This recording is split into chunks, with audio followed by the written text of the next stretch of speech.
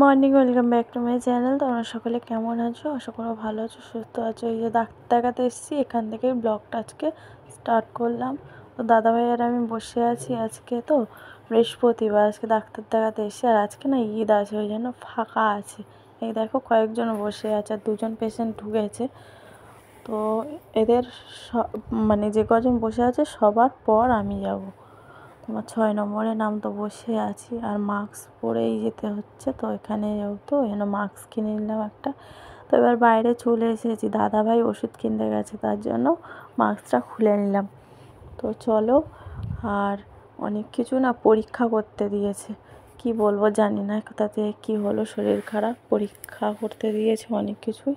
তো তবেই পরীক্ষা করার পরেই বোঝা যাবে কি হয়েছে না হয়েছে শরীরে। ডাক্তারবাবু বললো তাড়াতাড়ি করে নিতে। তো চলো, এই যে ডাক্তার বলছি, সরি, আমার বড়মাসি এসে গেছে। এবারে ওষুধপালা কিনে নিয়েছে, নিয়ে যে রওনা দিয়ে দিয়েছি বাড়ির উদ্দেশ্যে। কারণ দাদাভাই আমাকে নামিয়ে মানে রেখে দিয়ে আবার যাবে অফিসে। অনেকটা বেলা হয়ে গেছে, 12টা প্রায় বেজে গেছে। দাদাভাইয়ের ওইদিকে দেরি হয়ে যাচ্ছে, প্রচুর কাজের চাপ, ছুটি নেওয়ার আর মানে হচ্ছেই না। ছুটি কী নেবে, ওই জন্য আমাকে ডাক্তার দেখিয়ে বাড়িতে রেখে তারপরেই বেরোবে। তো চলো, প্রায় চলেই এসেছি বাড়ির কাছাকাছি। আর মেয়েদেরকে তো ছোটো পুচকুসোনাকে বড় মেয়ের কাছে রেখে এসেছি। ও ফোন দেখছিল, আমাকে দেখতে পায়নি, তো বেরিয়ে এসেছিলাম। তো চলো।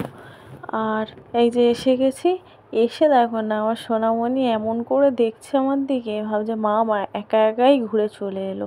তা আমি বললাম কি হয়েছে, ব্যাগটা নাও। এই ব্যাগটা নিয়েছে, আর বললাম মাস্কটা নাও, বাপির মাস্ক, বাপিকে দাও। ওই জন্য বাপির কাছেই গেছে, বাপি গেছে টয়লেটে, সেখানেই ছুটে যায় বাপি করতে করতে। আর এদিকে মেয়ে স্নান টান করে নিয়েছে, নিয়ে জামা কাপড়গুলো কাচাকুচি হয়ে গেছিলো, মেলে দিয়েছে। তাই বলছি মাথা ঘষেছিস, বলছে হ্যাঁ। তো পুজোটা ও দেবে, সকালের পুজো দেওয়া হয়ে গেছে। তো এবার বেলার পুজো বললো ফুল টুল দিয়ে দেবো। মাথা ঘষে স্নান করলাম, মাথাটা আটা হয়েছে তাই। তো চলো, মামাম কোলে ওঠার জন্য তো খুব ব্যস্ত হয়ে পড়েছে, যেহেতু অনেকক্ষণ দেখেনি, ছোটো মানুষ না। তাই বললাম চেঞ্জ করে নিই, তারপরে তোমাকে কোলে নেবো। আর ওদিকে দাদাভাই আমার ওষুধগুলো বোঝায় বলে একটু দাঁড়িয়ে আছে, আর ফোনও এসছে, কথা বলে নিক, তারপর আমাকে বুঝিয়ে দেবে। আর এদিকে আমার মেয়েটা আর এক মেয়ে শুয়ে আছে। তাই বলছে কী হয়েছে, শুয়ে আছে? বলছে কিছু না, ওর আবার একটু দাঁতটা ব্যথা করছে, আক্কেল দাঁত উঠছে, তাই ব্যথা করছে। যখন যাচ্ছিলাম ডাক্তারের কাছে তখনই বলছিল মা ব্যথা করছে, খেতে পাচ্ছি না। আমি বললাম ডাক্তারের কাছে, বললেন না। তো যাই হোক, এসে একটু মেয়ের সঙ্গেও দেখা করে নিলাম।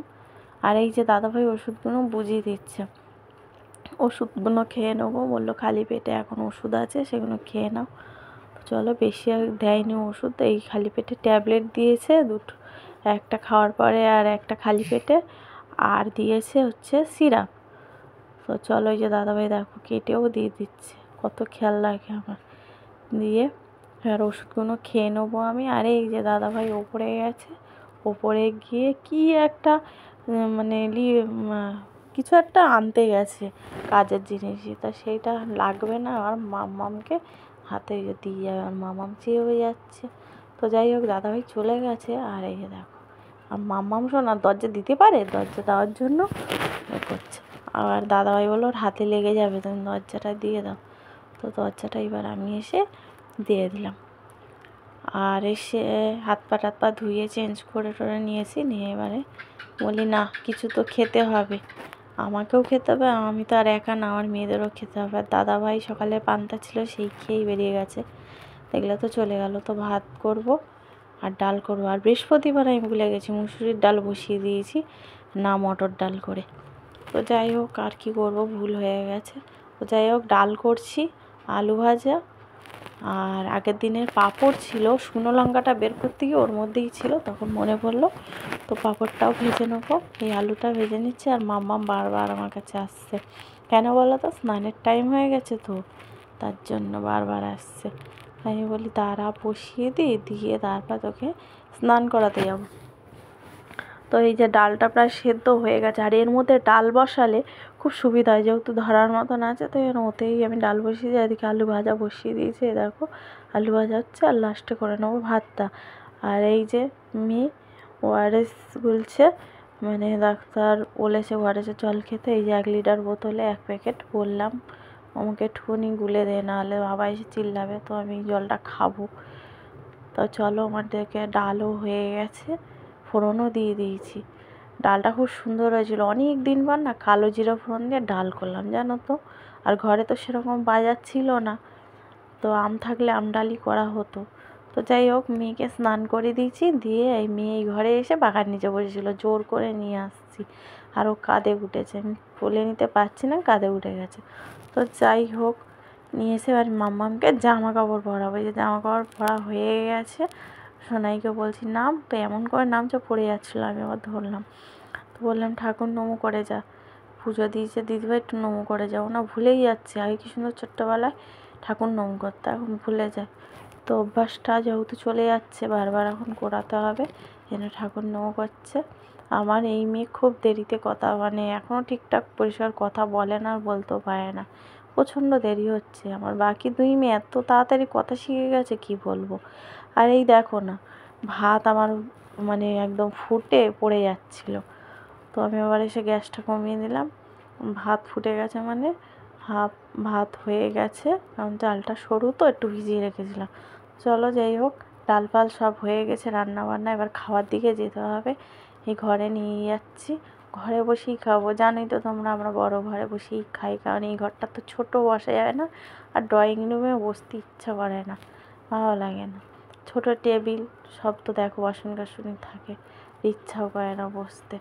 এক জায়গায় বসে খাওয়ার আরামটাই আলাদা, তাই না? সবাই মিলে বসে খাবো, খুব ভালো লাগে। তো চলো, ভাত বেড়ে নিচ্ছি, সবই গরম গরম, ডাল গরম, ভাত গরম, ভাজা গরম, সবই গরম। এই বেড়ে নিয়ে যায়, আর একদম অল্প অল্প সব বলতে ভাত খাবে, কারণ ওদের পেট ভর্তি, ওরা খেয়েছে, কি বললো যেন খিদে পেয়েছিলো তাই। আর আমার তো খাওয়া একদম কমেই গেছে, জানো তো, অনেকটাই ওয়েটটা কমে গেছে, শরীর একদম ভেঙে গেছে। খাওয়া দাওয়া এত কমে গেছে, খেতে ইচ্ছে করে, কিছু খেলে না, আর মাছ মাংস খেলে আষ্টাগন্ধ লাগছে, খেতে পাচ্ছি না, জানি না কি হয়েছে।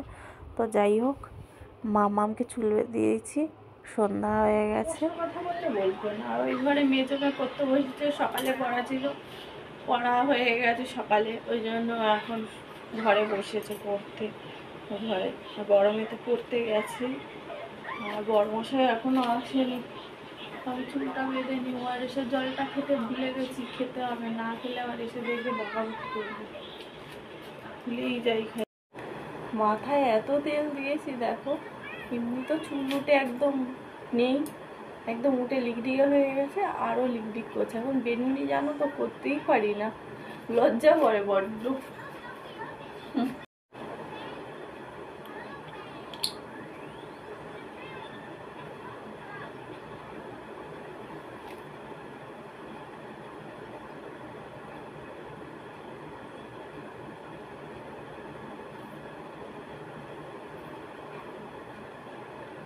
আমি একদম কম সিঁদুর করতেই পারি না, দেখো কতটা করে সিঁদুর করি। কি জানি, আমার মেয়েরা বলে তোমাকে বেশি সিঁদুর করলেই ভালো লাগে, কম সিঁদুর ভালো লাগে না।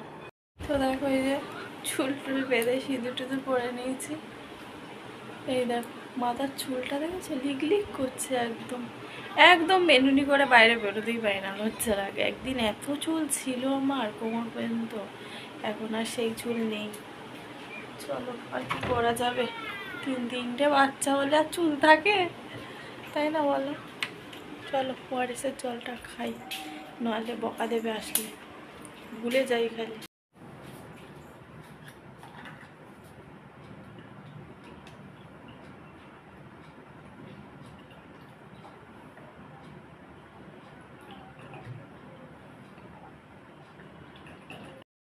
দেখো, এই ঘরে এসে বসে আছে, ফোনটা রেখে চলে এলো, এই ঘরে ফোন পাখা সব চলছে। তো চলো বন্ধুরা, একটু মুড়ি ভাজা করছি, মুড়ি ভাজা করলে খাবো। খাইনি তো সন্ধ্যের থেকে, আবার খালি পেটে থাকলে না গ্যাস হয়ে যাচ্ছে প্রচণ্ড পরিমাণে। তো যাই হোক, মুড়িটা ভাজা হোক, এখানে রাতে ভাত হবে, চালটা ভিজিয়ে দিই। তো বন্ধুরা, ফাইনালি এই যে আমার মুড়িটা ভাজা হয়ে গেছে, এবার নামিয়ে নেবো। দাদাভাই আসেনি, চা খাবো না, মুড়িটাই ভাজা খাই বসে বসে, আর কি করবো। একা একা খেতে ইচ্ছা করে চা ভালো। দাদাভাই ফোন করে বললো চাটা, যেটা বলছিলাম বলা হলো না, দাদাভাই ফোন করেছিল একটু আগে, ফোন করে বললো যে আমার একটু যেতে দেরি হবে, তুমি চাটা করে কিছু খেয়ে নেবো। যেন বললাম চা খাবো না, একা একা ভালো লাগছে না, মুড়ি ভাজাটা চলো খেয়ে নিই। ঘরে এসে দেখি ফ্যান মোবাইল চলছে, একা একা। মেয়ে ওই ঘরে চলে গেছে, বসে বসে দিদির সঙ্গে এখন ঝুড়ি ভাজা নিমকি দিয়েছি মেয়েকে খেতে, সেটা খাচ্ছে। তো চলো আমি এখন খেয়ে নিই মুড়িটা, টুকুর টুকুর করে। এদিকে চাল ভিজিয়ে এসছি, এই যে বসে গেছি খেতে। বিছানায় বসলাম, নিচে বসতে পারছি না, খুব কোমরটা যন্ত্রণা করছে। আর চাল তো দিকে ভিজিয়ে দিয়ে এসেছি, পরে ভাত করব, আলু সিদ্ধ আর ভাত করব, ডাল আছে। বেলা আলু ভাজা টাজা এসব খাওয়া হয়েছে দেখেছিলে, এবেলা আলু সিদ্ধ। বন্ধুরা আজকে তো বৃহস্পতিবার, এদিকে আমাদের নিরামিষ থাকে, তো ভুল করে আজকে মুসুরির ডাল বসিয়ে দিয়েছি, মটর ডাল না বসিয়ে দিয়ে। আর মাথা ঠিক থাকছে না শরীর খারাপের কারণে, তো কিছু করার নেই, খেতে হবে। তো খেয়েওছি দুপুরবেলায়, তখন